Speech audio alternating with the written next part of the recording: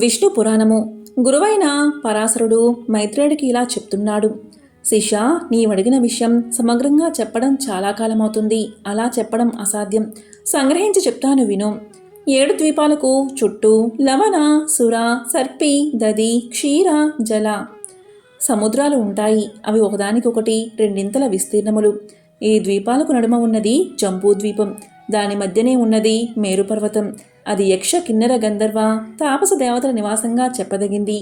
దానికి దక్షిణంగా హిమగిరి, హేమకూటం, నిశిత పర్వతం తూర్పు పడమర దిక్కులకు వ్యాపించి సమున్నతములై ఉన్నాయి. నీలాచలం, వెండికొండ, మేరు పర్వతానికి చెప్పవలసిన శిఖరాలు.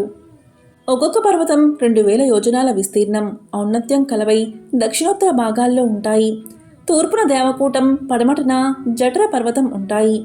మేరు పర్వతానికి దక్షిణమున భారత కింపురుష హరివర్షములు, ఉత్తరాన రమ్యక హిరణ్మయ కింపురుష వర్షములు, తూర్పున భద్రాస్వ వర్షం, పడమటన కేతుమాల వర్షం, వాటి నడుమ ఇలావృత వర్షం ఉన్నాయి.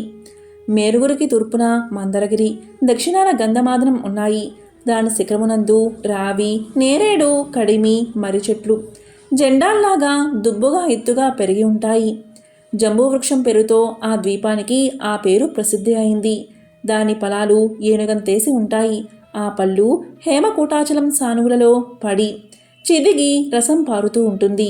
అది మేరగిరి చుట్టూ కమ్మి ఉంటుంది. ఆ ప్రవాహం జంబూనందం అని పేరు పొందింది. ఆ పలరసం తాగుతూ అక్కడ ఉండేవారికి ఎలాంటి రోగాలు రావు. ముసలితనం అంటదు. దేవతలకు సాటిగా సుఖజీవునులై అవుతారు. ఇంకా విశేషం ఏంటి అంటే ఆ పలరసం తాకిన మన్ను బంగారమవుతుంది.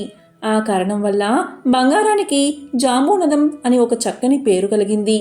చైత్రరథం, గంధమాదనం, వైభ్రాజితం, నందనం అనే ఉపవనాలు, అరుణాధర మహాపద్మ నీలోదక మాసములు అనే సరస్సులు మేరుగురికి తూర్పు మొదలుగా 4 దిక్కులా ఉండి దేవతలకు అనుభవమవుతూ ఉంటాయి. అలాగే ఆ బంగారు కొండకు నలుదిక్కులా గొప్ప పర్వతాలున్నాయి. అలాంటి మేరు పర్వతం మీది దేవ రాజధాని 14,000 యోజనాల వైశాల్యంతో సువర్ణ రత్న గోపుర భవనాలతో త్రిజగుణోత్తమై ఉంటుంది. విష్ణు పాదాల నుంచి బయటపడిన ఆకాశగంగ 4 పాయలై సీత, అలకనంద, చక్షువు, భద్ర అనే పేర్లు కలదై ఆ అమర రాజధానికి నలుదిక్కులా ప్రవహించి కిందనున్న భారతాది వర్షములయందు ప్రవహిస్తూ ఉంటుంది. వాసుదేవుడు భద్రాస్వ వర్షమునందు హయగ్రీవ రూపంలోను, భారత వర్షమున కూర్మ రూపంలోను, కేతుమాల వర్షమున వరహ రూపంలోను, కురువర్షమున మత్స్య రూపంలోనూ, తక్కిన వర్షములందు వివిధ రూపాలతోనూ ఉంటాడు. ఒకప్పుడు నారదమునింద్రుడు ఆ లోకాలను చూసి వచ్చి నాకు చెప్పగా విన్నాను. భాగ్యరేఖకు ఆ లోకాలతో పై లోకాలు సాటివి కావు అన్నాడు. విశేషమంటే సూర్యుడు ఆ లోకాలు మితిమీరిన వేడిగా వెలుగుడట. చంద్రుడు అతిచెల్లని వెన్నెలై వెలియుడట. ఆశ్చర్యం కదా. ఆ లోకాల రాజధానులు అన్నీ భవ్య శోభాభాసులై మేడలతో ఉంటాయి. అందున్న వారందరూ అమూల్యమైన చీనాంబరాలతో మణికాంచన భూషణాలతో భాసిస్తూ ఉంటారు. వేణువీణ గానముతో, మృదంగనాదంతో నాగకాంతలు వేడుకగా పాడుతూ ఉంటారు. పద్మ పరిమళంతో, గండు తుమ్మిదల రుదలతో సరస్సులు ఉప్పొంగుతూ ఉంటాయి. ఆరపండిన పలవృక్షాలతో ఆ నాగకాంతల విహార రామాలు నిత్యనూతన వికాసంతో ఒప్పాడుతూ ఉంటాయి.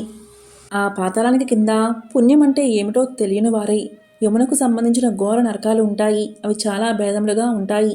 అవి రౌరవం, శోకరం, రోదనం, తాళం, మహాజ్వాలం, తప్తకుంభం, అసిపత్రం మొదలైనవి. వాటిలో యమకింకురల భీకర ధ్వనులు, పాపకర్మ రోదనాలు వినిపించేవై ఉంటాయి. పక్షపాతంతో ధర్మానికి విరుద్ధంగా కూడా సాక్ష్యం చెప్పే దుర్బుద్ధులు రౌరవానికి వెళ్తారు. గురువును, ఆవును, పసిపాపను చంపినవారు రోదమనే నరకానికి చేరుకుంటారు. మద్యపానం, బంగారం దొంగలించడం, బ్రాహ్మణహత్య చేసినవాడు, వానితో స్నేహం చేసినవాడు శూకర నరకం చేరుతాడు. గురుబారిన కూడినవాడు, ప్రభువును, వైశ్యుణ్ణి చంపినవాడు, రాజద్రవ్యం అపహరించినవాడు తప్త కుంభ నరకవాసి అవుతాడు.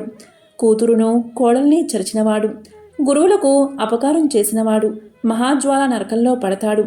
వేదం అమ్మినవాడు, వేదంను దూషించినవాడు, పరదానం అపహరించినవాడు లవణ నరకంలో పడతాడు. దేవతలను, గురువులను, బ్రాహ్మణ సమాజాల్ని నిందించేవారు విలోమము అనే నరకంలో కూడుతారు. దేవ, ఋషి, అతిథి, పితృపూజలను విడిచినవారు క్రిమి నరకంలో చేరతారు. అపవిత్ర దానం పట్టినవాడు, ముష్టాన్నం ఇతరులకు పెట్టగా తానే భుజించేవాడు, ఉప్పు, బెల్లం, పాలు, నెయ్యి, మాంసం, తిలలు, తైలం, తేనె, చల్ల, పెరుగు బతుకం చేసే బ్రాహ్మణుడు. పిల్లిని, కోడిని, కుక్కను, మేకను, గొర్రెను, పందిని పెంచేవాడు. భూతదయ లేనివాడు అయిన బ్రాహ్మణుడు అధోముఖం అనే నరకంలో పడతాడు. పడరాని బాధలు అనుభవిస్తాడు. చేపలను పట్టి బతికేవాడు, నాట్య విద్య నేర్పినవాడు, విషం పెట్టినవాడు, స్త్రీ వలన బతికేవాడు, ఇల్లు కాల్చినవాడు, తనకు మేలు చేసిన వాడిని చంపినవాడు, యజ్ఞ సమయంలో సోమం అమ్మిన బ్రాహ్మణుడు రక్త నరకంలో పడతాడు. తేనెపట్టు చెడగొట్టినవాడు, కులగౌరవం చెడగొట్టి బతికేవాడు, గ్రామజనులకు హాని కలిగించేవాడు వైతరంలో చేరుతారు. అడవులను చెడగొట్టినవాడు అసిపత్ర వన నరకంలో పడతాడు. గొర్రెలను పెంచి చంపి వాటి మాంసం అమ్మి జీవించేవాడు, వేటాడి సాధు జంతువులను సంహరించేవాడు అగ్నిజ్వాల నరకంలో కూలుతారు. వ్రతలోపం చేసినవాడు, తన కులాచారం విడిచినవాడు, వంట వండి ముందు తాను భుజించినవాడు సందసం అనే నరకంలో కింకర శిక్షలు అనుభవిస్తారు. పగలు నిద్రించే బ్రహ్మచారి, మిత్రఘాతకుడు, కుక్కమాంస భక్షకులై నరకబాధలు పొందుతారు. ఇంకా ఇలాంటివి పాపకర్మలను ఏడిపించే నరకవేదలు చాలా ఉన్నాయి. పాపాలకు తగిన నరకాలు ఉన్నాయి. హెచ్చు తక్కువలు లేక పాపాత్ములకు అక్కడ శిక్షలు పడుతూ ఉంటాయి. నరకంలో ఉన్నవారు దేవతలను తలెత్తి చూడలేరు. అలాగే దేవతలను ఆ పాపులను తలవంచుకుని అసహ్యంగా చూస్తారు. పుణ్యాత్ములు స్వర్గానికి వెళ్ళి సుఖంగా జీవిస్తున్నట్లు పాపాత్ములు నరకానికి వెళ్ళి కష్టాలకు చుట్టుకుని ఏడుస్తూ ఉంటారు. సారం చెప్తున్నాను విను. మనసుకి సంతోషం కలగడం స్వర్గం, దుఃఖం కలగడం నరకం. మేలు స్వర్గం, కీడు నరకం. చేసిన పాపాలకు తగిన ప్రాయశ్చిత్త కర్మ చేయనివారు నరకయాతన అనుభవించక తప్పదు. స్వయంభువాదులైన మనువులు, మహామునులు మనుషులకు పాపాలకు తగిన ప్రాయశ్చిత్తాలు లోకోపకారములుగా చెప్పారు. ఆ విధులు నిర్వర్తిస్తే పాపాలు పోతాయి, పుణ్యలోక నివాసం సుఖం కలుగుతుంది. ఇంకొక విషయం చెప్తాను విను. ఆ మనువులు, మునులు చెప్పని పాప ప్రాయశ్చిత్తం శ్రీమన్నారాయణ స్మరణం. దానిని నిశ్చల మనసుతో చేసిన వానికి ఎలాంటి పాపములున్నా ఇట్లే ఎగిరిపోతాయి. ఏ వ్రతాలు, పూజలు, జపాలు, తపాలు, ఆరాధనలు, దాన ధర్మాలు చేసినా పోని పాపం అచ్యుత, గోవింద, హరే, ముకుంద, నమస్తే అని మనసా వాచా శ్రీహరి ధ్యానస్మరణ చేస్తే రూపు మాసిపోతుంది. జన్మాంతమందు పరమపద ప్రాప్తి కలుగుతుంది. పునర్జన్మ మరి కలగదు. వాసుదేవనామం భక్తి బీజం. దాని నిశ్చల మనస్కుడే రేయింబవళ్ళు భజించేవాడు విష్ణులోక వాసుడవుతాడు. కానీ నరకును చేయడు సరికదా, చూడడు కూడా. వాడికి పాపం అంటదు. కోపం పాపానికి, శాంతం పుణ్యానికి మూలం. దుఃఖము సుఖము వాటి వల్లే కలుగుతాయి. ఆ పాపాన్ని రూపుమాపి సుఖాన్ని కలిగించేది జ్ఞానం. దానికి మూలం హరినామ సంకీర్తనం అని చెప్పగా విని శిష్యుడు ఇలా అడిగాడు, గురుదేవా, ఇక మువ్వర్లోకాదులకు సంబంధించిన కథలు వినిపించు అని అడగగా గురువైన పరాశరుడు శిష్యుడైన మైత్రేయుడికి ఇలా చెప్తున్నాడు. విష్ణు పురాణము. ఓం నమో నారాయణాయ.